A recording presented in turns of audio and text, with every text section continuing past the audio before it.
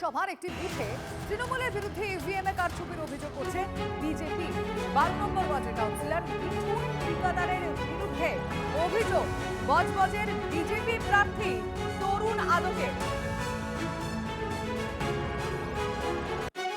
EVM এ সেলোটে বজবজ বিধানসভার একটি বুথে তৃণমূলের বিরুদ্ধে ইভিএম এ কারচুপির অভিযোগ করছে বিজেপি। ইভিএমটা দেখুন, ইভিএমটা বোতাম বন্ধ। আবু হাটাইয়ে হাটাইয়ে আছে, সাসপেন্ড করে ছেড়ে দেবো, সাসপেন্ড করে। বোতাম বন্ধ, বিজেপি বোতাম বন্ধ, কেউ বলেন বন্ধ। এনি হচ্ছেন, এনারা আছেন পুরো বন্ধ। ईवीएम भाई साहब देख लीजिए, ईवीएम ब्लॉक किया है बीजेपी का बोतम। ईवीएम पूरा बंद है, ऐसे ऐसे वोट चल रहा है। আপনি জানেন না একটা ইভিএম এতে আছে, ইভিএম চেক করতে হয়। হ্যাঁ বোতাম আপনি দেখলেন তো ব্লক করা ছিল, ব্লক করা ছিল, দেখেছেন তো? আপনারা দেখেছেন সবাই ব্লক করা ছিল, ব্লক করা ছিল, দেখেছেন তো? জায়গায় গেছিলাম আমরা দুটো বুথে খবর পেয়ে, এবং দেখলাম যে বিজেপি বোতামের ওপরে একটা পিচবোর্ড টাইপের ছোট মতো মেরে দিয়েছে, এবং যাতে কেউ ভোট দিতে না পারে। আর এই রকম চলছে প্রায় বিভিন্ন জায়গায়, দেবীপুরে 14-15টা, মল্লিকপুর, বিভিন্ন জায়গায় চলছে।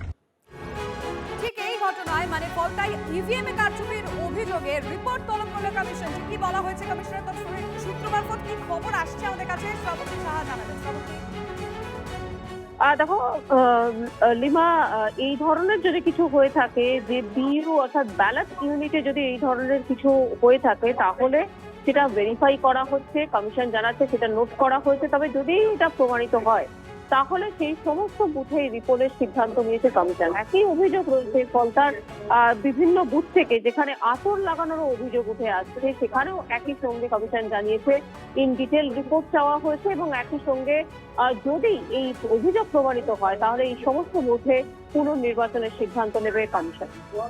শ্রাবন্তী, তুমি সঙ্গে থাকো। ও সব অ্যাকশন হবে, আপনি নিশ্চিন্ত থাকুন। যেখানে যেখানে যেখানে বি আমাদের বুথে গন্ডগোল হবে, ধরা যাবে, আর যেটা এমন হবে কি আমার ইলেকশন প্রসেস ভিশিয়েট করে দিচ্ছে, ওখানে রিপোল হবে। যদি কোনো আরাম করেছে, গন্ডগোল করেছে, অ্যান্ড যেখানে বি এসব টেপে বলছে, ওখানে প্রিসাইডিং অফিসার, ওখানে যে সিএপিএ পার্সন আছে, রেসপন্সিবিলিটি ফিক্স হবে কি এটা কিরম হতে পারে। আমাদের একদম ইনস্ট্রাকশন ক্লিয়ার আছে। সিএপিএফ যা পৌঁছে যাবে রাত্রি, ওর পরে থেকে সব মেশিন ওর হেফাজতে আছে। কিন্তু ওখানে গন্ডগোল হতে পারে কি ভোট করতে কেউ লোক গেছে ভিতরে, ও সময় লাগিয়ে দিয়েছে।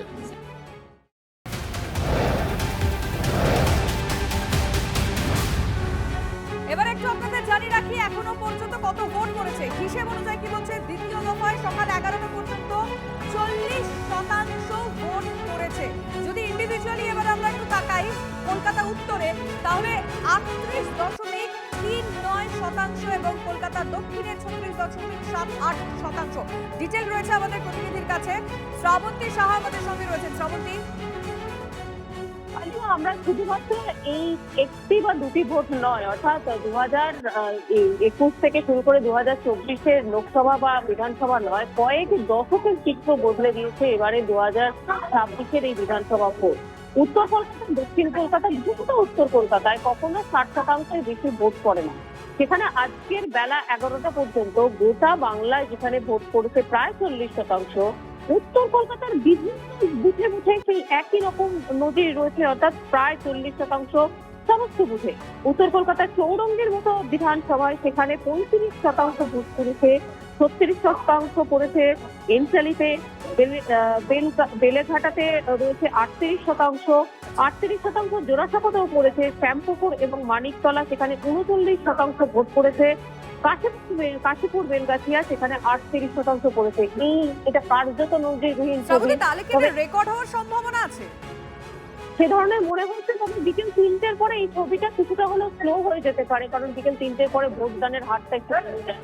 বেলা থেকে যদি 60% অতিক্রম করে, তাহলে কয়েক দশকের রেকর্ড ভাঙতে চলেছে কলকাতায়। অনেক ধন্যবাদ শ্রাবন্তী।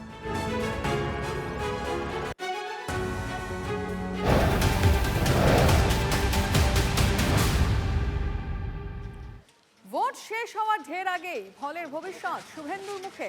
ভবানীপুরে নিজের জয় নিশ্চিত বলে দাবি বিজেপির প্রার্থী।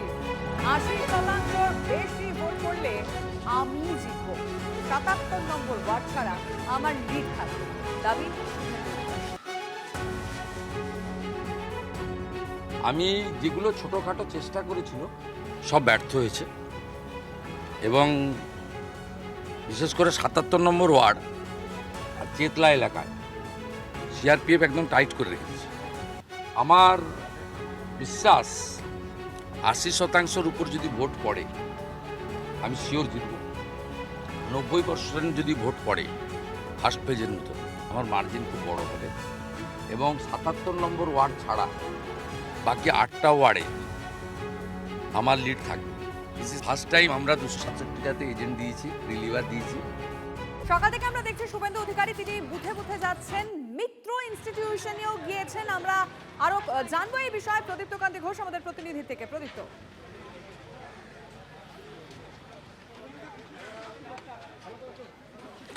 দেখো শুভেন্দু অধিকারী মিনিট 5 আগে তিনি মিত্র ইনস্টিটিউশনে আসেন, সেখানে ভোট কেমন চলছে তা নিয়ে তার দলের যে এজেন্টরা রয়েছেন তাদের সঙ্গে কথা বলেন, বিএলওদের সঙ্গে কথা বলেন এবং এখনো পর্যন্ত কত শতাংশ ভোট মানুষ দিয়েছেন তা নিয়ে তিনি সেখানে কথা বলেন এবং মিত্র ইনস্টিটিউশন থেকে বেরিয়ে তিনি বলেন যে এই বুথেও আমি লিড পাবো এবং তাৎপর্যপূর্ণভাবে এই বুথেই মমতা বন্দ্যোপাধ্যায় তিনি বিকেলে ভোট দিতে আসবেন। অভিষেক বন্দ্যোপাধ্যায় ভোট দিয়ে গেছেন কিছুক্ষণ আগে।